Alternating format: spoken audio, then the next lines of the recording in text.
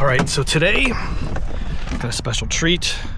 We're going outside to test out the newly released, this is the Insta360 X5. We're gonna take it for a little bit of a ride here on one of my FPV quads. We have the GEP RC Vapor D6, and we're just gonna take it for a little ride. The coolest thing about this thing is it just, with this new bottom on the X5, it fits right into the quick plate that they had previously, but you needed to put an adapter on your camera. Now this thing just has it built in, so you can just quickly attach this to whatever you're going to, like the motorcycle or other things, but we've got it attached here. This thing's got a nice little locking mechanism so it doesn't fall off. So I'm gonna take this for a little ride.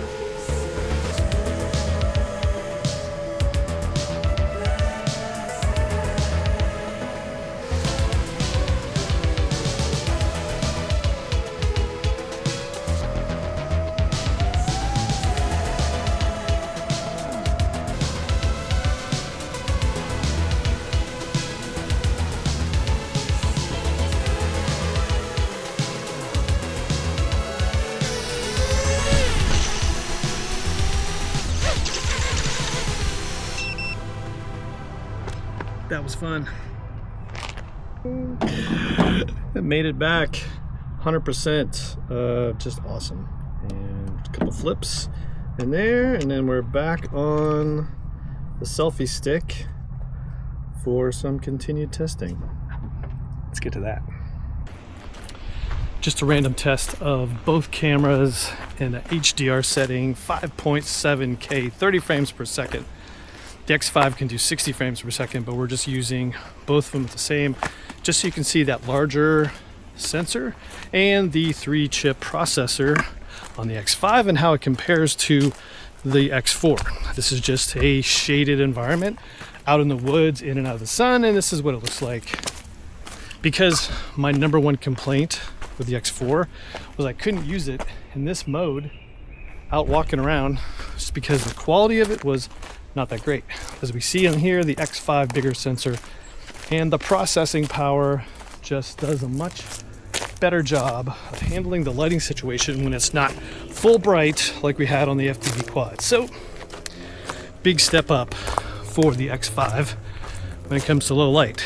Now we're gonna get to some shaded areas and we're gonna turn on the pure video, and I'm gonna do a night test as well, but this is just pure video in the shadows.